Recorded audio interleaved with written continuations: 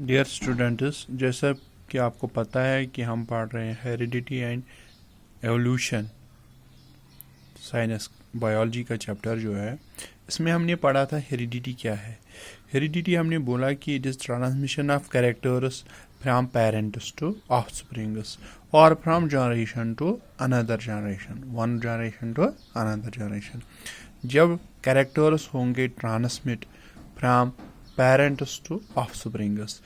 अवला जो वालिद है, वालिदैन है, उनकी तरफ से जो भी कैरेक्टर जाएगा औलादों को, उसको बोलते हैं हम हेरिडिटी। फॉर एग्जांपल, अगर पेरेंट का कलर है, पेरेंट अगर है, इसका स्किन कलर अगर ब्लैक है, स्किन कलर अगर ब्लैक है, दोनों में से एक पेरेंट, मेल पेरेंट और फीमेल, अगर इन दो में एक का स्किन कलर ब्लैक है, दूसरे का फेयर है, वाइट है, जो इनका बच्चा होगा, जो इनका चाइल्ड होगा, चाइल्ड अगर उसका भी रंग, अगर उसका रंग आया ब्लैक, इसका मतलब है कि अगर ये है ब्लैक, ये है वाइट। अगर चाइल्ड का स्किन कलर ब्लैक आया तो उसका मतलब है कि मेल जो पेरेंट है, मेल पेरेंट की तरफ से कैरेक्टर, स्किन कलर इनहेरिट हुआ है, फीमेल की तरफ से स्किन कलर इनहेरिट नहीं हुआ है। इसको बोलते हैं हेरिडिटी। यम साथ अख मेल तो फीमेल पेरेंट्स, मेल पेरेंट तो फीमेल पेरेंट, अगर मेल पेरेंट की तरफ आव black colour childs, black skin colour अगर आव चाइल्डस, तमें मतलब गो युस अमिस सुंद फादर छु, फादर सं तरफ तौर स्किन कलर, लिहाजा करित वनो यह हसा गई हेरिडिटी। हेरिडिटी मज गो ट्रांसमिशन ऑफ कैरेक्टर, कुछ कैरेक्टर को स्किन कलर गो ट्रांसफर, अत वन transmission of characters from one generation to another generation, वन हेरिडिटी। यम साथ पेरेंट की तरफ तर बचस कह वन हेरिडिटी। वन वन रात वन वेरिएशंस। वेरिएशंस क्या गए? वेरिएशंस मतलब गो फर्क ही, डिफरेंस, डिफर गसन, अख इंडिविजुअल बीस निश डिफर गसन। अगर कह इंडिविजुअल छु, फॉर एग्जांपल ह्यूमनस अगर वो इंसान, तुम वो कहून ती इंसान छुन बीस इंसानस यम डिफर गसन, ह्यूमनस अकिस अख निश डिफर गसन। यह वन वेरिएशन। अत वनो अगर डिफाइन करो, the differences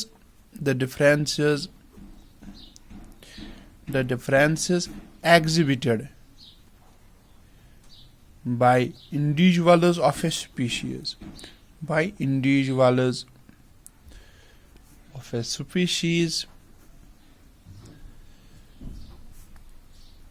and also by the offsprings of the same generation, of the same parents या generation, are termed as variations.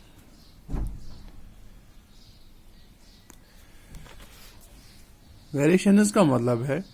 The difference exhibited by individuals. अगर कोई इंडिविजुअल है किसी स्पीशीज का, फॉर एग्जांपल ह्यूमन स्पीशीज, इंसानी species जो है, अगर उनमें से इंडिविजुअलों में डिफर हुई कोई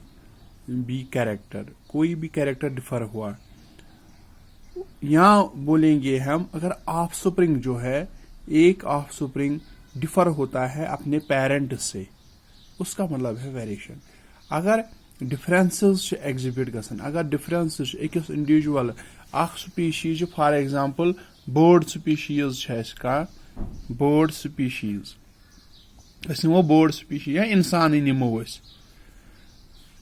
निमो या बर्ड, अगर बर्ड्सन पानवई हो डिफरेंस, या इंसान ह्यूमनस हावन ज्यादा वेरिएशंस, ह्यूमनस तुम वो ह्यूमन इंडिविजुअल्स, अगर ह्यूमन नफर यम अकिस अख निश डिफर गसान अकिस अख निश यह मुख्तलिफ हर कह नफर बीस नफरस निश मुख्तलिफ गो ये अकिस अख निश मुख्तलिफ आसन variations the differences exhibited by individuals of a species the differences exhibited by individuals of a species अकिस जात मज अगर इंडिविजुअल्सन डिफरेंस तथ वन वेरिएशंस या वनो अगर कह इंडिविजुअल ह्यूमन मेल पेरेंट तो फीमेल पेरेंट अगर इन ऑफस्प्रिंग गो चाइल्ड चाइल्ड मुख्तलिफ मालिस नश मुख्तलिफ माज नश मुख्तलिफ अम सुन स्किन कलर मिसाल मुख्तलिफ अम सुन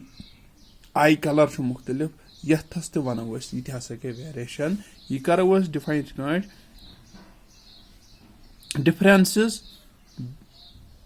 exhibited by the offsprings of the same parents are termed as variations या child अख child इथे ब्या child यम child एक्सी मालिस माज हिंद मगर यमन पान फरक अथ वनो यह हसा गई वेरिएशन यह जन ये वेरिएशन वेरिएशंस यह क्लासिफाई करान दोन मज वेरिएशंस क्लासिफाई करान दोन मज वेरिएशंस अख अराइज गसान अफेक्टिंग द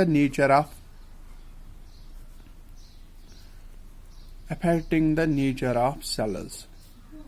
कमन सेल्सन पे पे असर तिथ कस वेरिएशन यी तथ वन अक किस्म वेरिएशन ब्या वेरिएशन गसान अगर डिग्री ऑफ वेरिएशन कत डिग्री तां गई वेरिएशन डिग्री ऑफ कत हदस तां गई वेरिएशन यथस वनो कत चीजस गई वेरिएशन यथस वनो गई कत हदस तां गई वेरिएशन यह जन यह affecting the nature of variation यह वन नीरान ज किस्म बे गई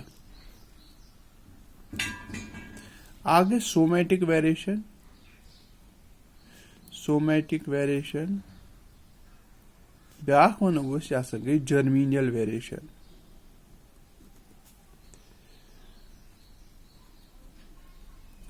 फरक यह जन फरक यह सोमैटिक फरक या जर्मीनियल फरक सोमैटिक फरक इन क्या गई सा फरक अगर सा फरक इंडिविजुअलन यह जन ड्यू टू सोमैटिक सेल्स तथ one somatic variation for example तम वेरिएशंस एक्वायर कर इंसान हासिल कर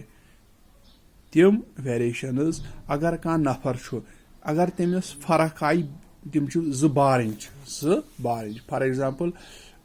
ए तो बी ए नफर तो बी नफर अगर यमिस कह फरक आय नेबरी आई फरक तथ वनो गई सोमैटिक वेरिएशन क्या नेबरी फरक अगर ये जिम कोर यह गो जिम अम सुन बॉडी बने स्ट्रांग गो अमिस आई यमिस नश फरक यह गई सोमैटिक वेरिएशन अगर यम दौड़ थो बियर्ड थो यम थो न बियर्ड कह गो यमिस आई वेरिएशन फरक शक्ल मज आई फरक यह गई सोमैटिक वेरिएशन अगर यम कान चोम यम बोरदा पिन्ना पैना कान चोम यमिस आई यमिस फरक यह गई सोमैटिक वेरिएशन गो यह सोमैटिक वेरिएशन यह नेबरिम वेरिएशन यह असर करान कह अन बचन हेकन यम चीज कह यम कर बियर्ड थोन कान चोमुन या जिम गो अगर यम सुन औलाद आसन यम बच्चे आसन तिमन आसन यम चीज कह गो यह नेबरी यह हासिल करान इंसान अत वन सोमैटिक वेरिएशन यह वेरिएशन तरह फिक्र ये लेमार्कस थ्योरी ऑफ एवोल्यूशन पढ़ान वह गई जर्मीनियल वेरिएशन जर्मीनियल वेरिएशन गई यम सात change variation in the germ cells यम सात जर्म सेल्स आसन गमच इन्वॉल्व तमनी चेंज आमज तथ वनो germinal variation is affecting the germ cells अगर जर्म सेल्सन पे असर गो तथ वनो जर्मीनियल वेरिएशन। फॉर एग्जांपल अगर क्रोमोसोम्सन मज आई फर्क, क्रोमोसोम्सन मज आसान सारी इंफॉर्मेशन स्टोर, अगर क्रोमोसोम्सन मज आई फर्क, अगर